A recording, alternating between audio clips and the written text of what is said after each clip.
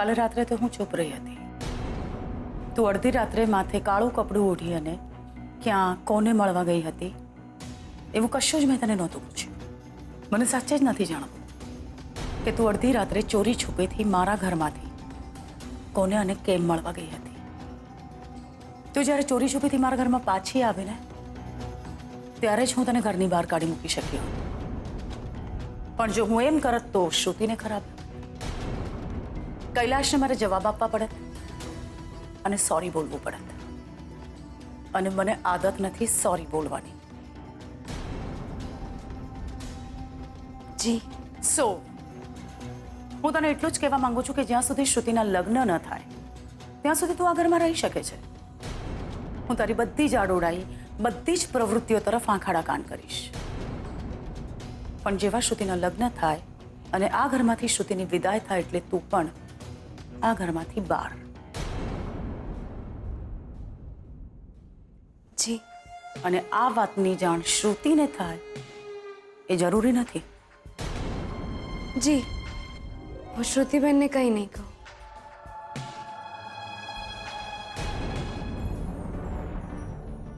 અને હા, લગ્ન પછી શ્રુતિથી દૂર રહેજે જો તું એને સાચે જ બેન માનતી હોય તો.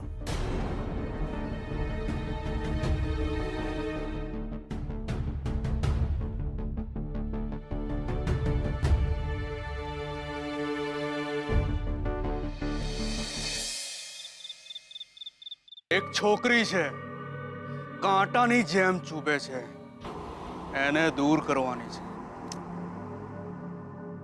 રૂપિયા રૂપિયા તું માંગે એટલા. લક્ષ્મી લક્ષ્મી નામ છે આનું.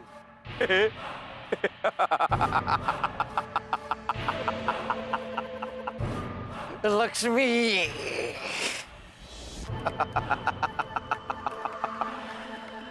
લક્ષ્મી નામ છે.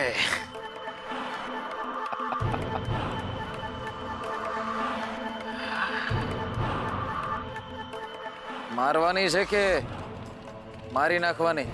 ખતમ કરી નાખવાની છે એને.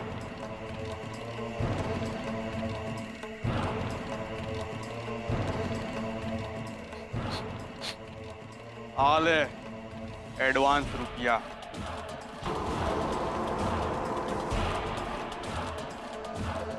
ને કામ પતી જશે ને તો આનાથી પણ 10 ગણા.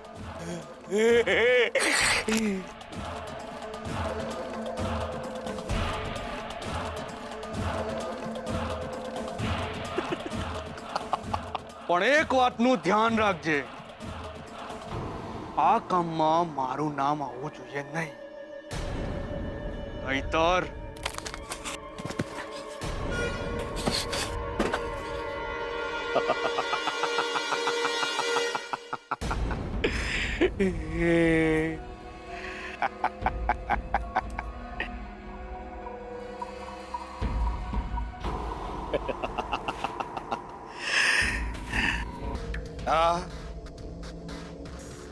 આ મારા તરફથી એડવાન્સ.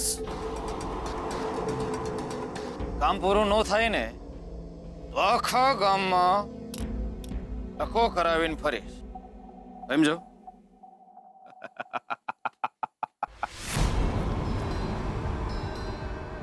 આવનારા 3 દીમાં આ છોકરી નહીં હોય. તું પૈસા તૈયાર રાખ.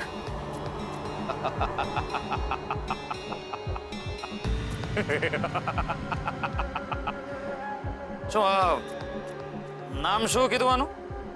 લક્ષ્મી. લક્ષ્મી. લક્ષ્મી.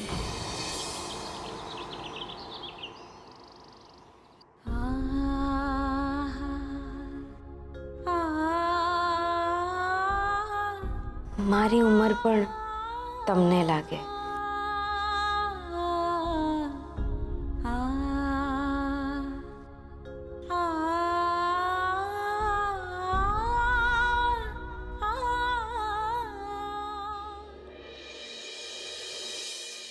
સ્વીટુ,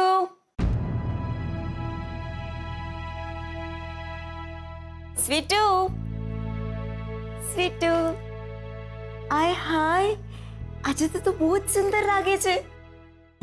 કાળો ટીકો જરૂર લગાડજે. શું વાત છે? આજે કઈ ખાસ? આજે મારું વ્રત છે શ્રુતિબેન. વ્રત? આવ બેસ બેસ. મને કે શું હોય? અમારા ગામમાં જે મંદિર છે ને એ માતાજીનું વ્રત છે. હું બહુ માનતી એમને. દર વર્ષે આ દિવસે અમારા મંદિરમાં મેળો ભરાતો.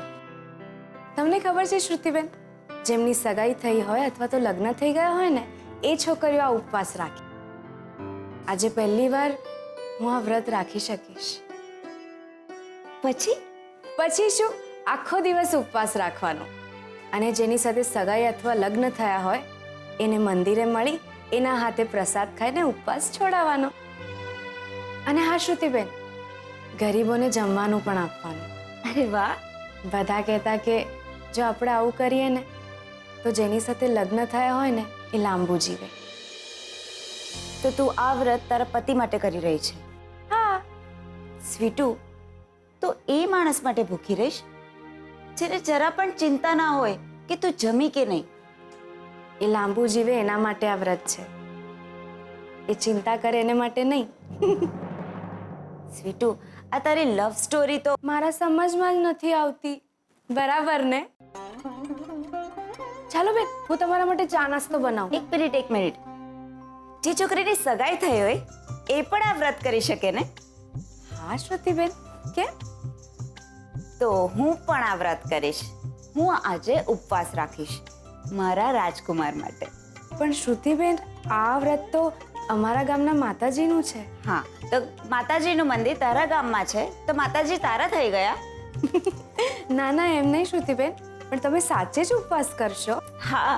આખો દિવસ ભૂખ્યા રહેશો? હા, તો એમાં શું મોટી વાત છે? પણ શ્રુતિબેન, રાતના તમારા રાજકુમારને મંદિરમાં મળી એમના હાથે પ્રસાદ ખાઈને ઉપવાસ છોડાવવો પડશે. હા, તો આપણે મારા રાજકુમારને મંદિરે જ બોલાવી લઈશું. હવે તો રાજકુમાર ઘરનો જ છે ને. So this is final. આજે શ્રુતિબેન વ્રત કરશે.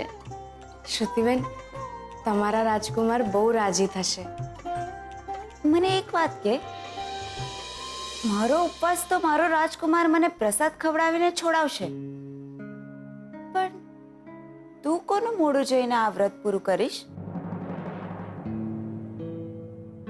મારા રાજકુમાર તો મારા હૈયે છે, મારા મનમાં છે. બસ એમને યાદ કરી લઈશ. શ્રુતિબેન, તમે તમારા રાજકુમારને જોઈ શકશો, એમને મળી શકશો. બસ આ જ વાતથી હું રાજી છું.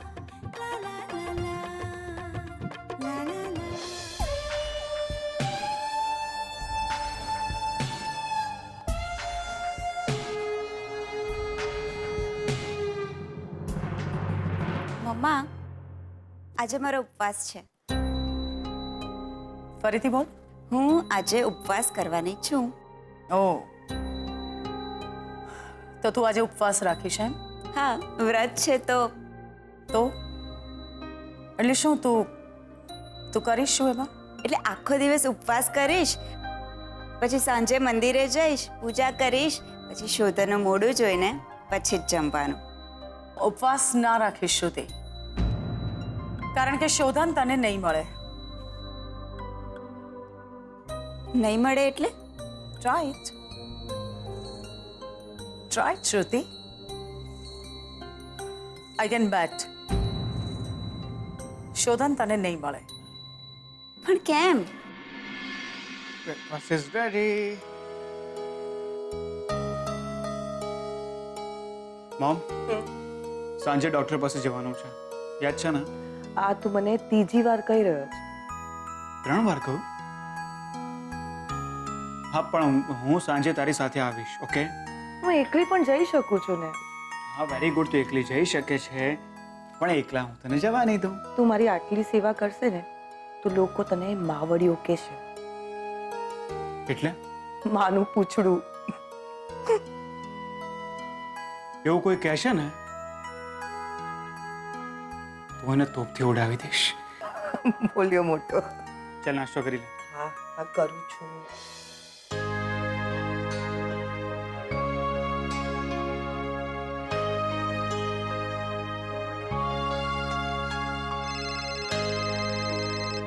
શ્રુતિનો ફોન છે. હા બોલ. કેમ છે મમ્મીજીને? બસ હમણાં જ ધમકાવી. હા તો મારા તરફથી પણ લડજે થોડું. સાંભળ, શ્રુતિ કહે છે કે મારા તરફથી પણ ધમકાવજો થોડું. એને કે લડવા માટે પહેલા વહુ બનીને ઘરમાં આવે. સાંભળ્યું મેડમ? મોમ કહે છે કે લડવા માટે પહેલા ઘરમાં વહુ બનીને આવ. હા તો આવીશ જ ને. અચ્છા લિસન, મેં ઉપવાસ રાખ્યો છે, વ્રત છે એક.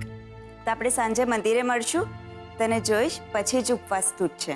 અરે નહીં નહીં શ્રુતિ, સાંજે નહીં આવે મારાથી. સાંજે મારે મોમને લઈને ડૉક્ટર પાસે જવાનું છે. શું? તો નહીં આવી શકે? નહીં, સાંજે પોસિબલ નથી. હું કંઈ ના જાણું. થોડી વાર માટે તો તું આવી જ શકે છે ને. જો, હું ઉપવાસ કરીશ જ અને તારે આવવું જ પડશે. હું તને નહીં જોઉં ને ત્યાં સુધીને હું જમીશ જ નહીં. Okay, bye. અરે અરે, બહુ જીદ્દી છો હા. હું પણ તો એવો જ હતો. દૂધ પી જવાનું છે ઓકે? ના પીવું પડશે. મેં તને કહ્યું હતું ને શોધન નહીં મળે તને, કારણ કે તારા ઉપવાસ કરતા અંબિકાનું ભૂખ્યા રહેવું એને વધારે કટશે.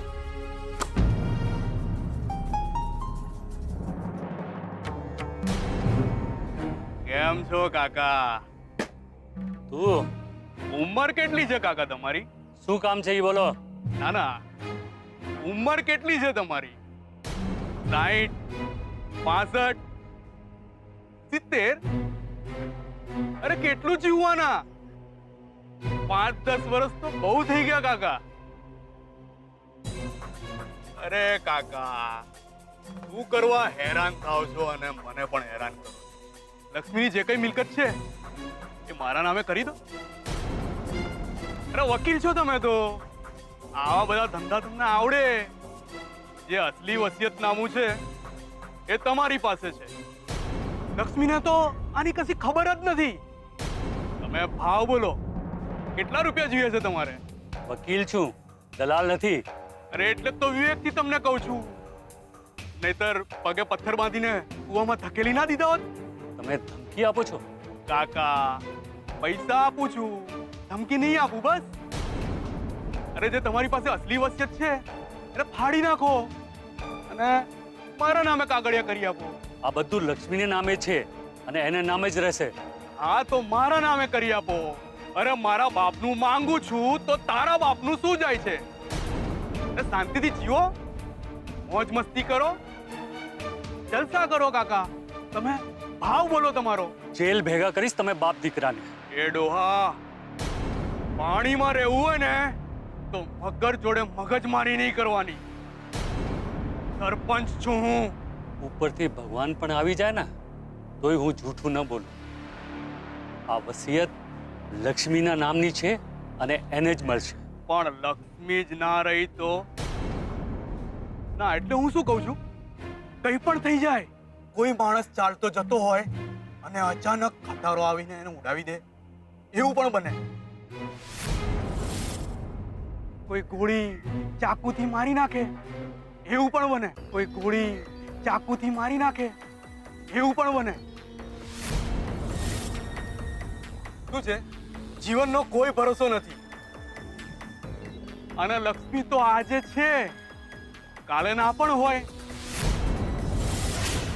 એ તો શું છે, લક્ષ્મીના મર્યા પછી પણ એની વસિયત મારા નામે નથી થઈ જવાની.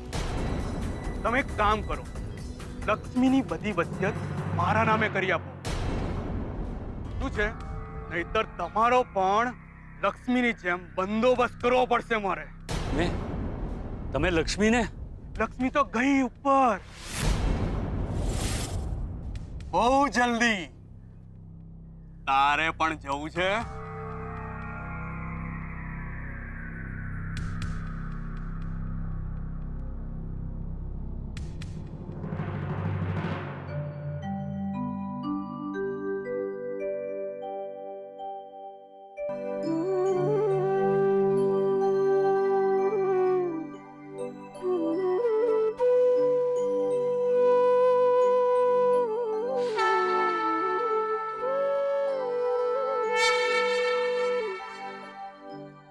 હે દેવી માં,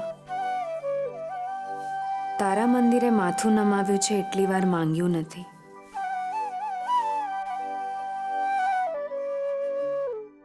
આજે મારા માટે કંઈ નથી જોઈતું, એમના માટે આવી છું.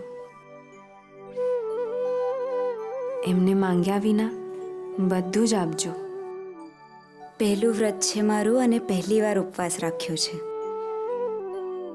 મને લક્ષ્મીએ કહ્યું કે આજે વ્રત રાખીશ ને તો શોધનની ઉંમર વધશે. શોધન માટે હું આટલું ના કરી શકું.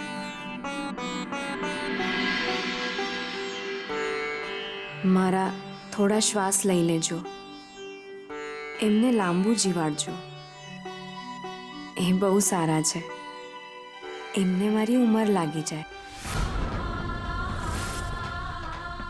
શોધનને મારી ઉંમર લાગે એ મારી જિંદગી છે. એ મારી ભક્તિ છે દેવીમાં. જેમ હું તમને માનું છું એમ જ હું એમને પણ માનું છું. હું બહુ જ પ્રેમ કરું છું શોધનને. બહુ જ માયા છે મને એમની. છેલ્લા શ્વાસ સુધી હું એની સાથે જીવવા માંગુ છું. એમના માટે હું મોતને પણ વાલું કરું. રાતના મંદિરે ફરી આવવું પડશે. હમણાં વ્રત શરૂ થયું, રાતના પૂરું થશે. ઓકે. એક વાત કહું સ્વીટુ? હા, બહુ જ મજા આવે છે મને. આવે છે ને? આજે એવું લાગ્યું કે માંગવું હોય તો ભગવાન પાસે માંગવાનું. માંગવાનું પણ કેટલું સારું લાગે નહીં? સાચી વાત છે. તે શું માંગ્યું? શ્રુતિબેન, કોઈની પ્રાર્થના એમ પૂછાય નહીં. એમ સમજો તમે જે માંગ્યું બસ એ જ મેં માંગ્યું.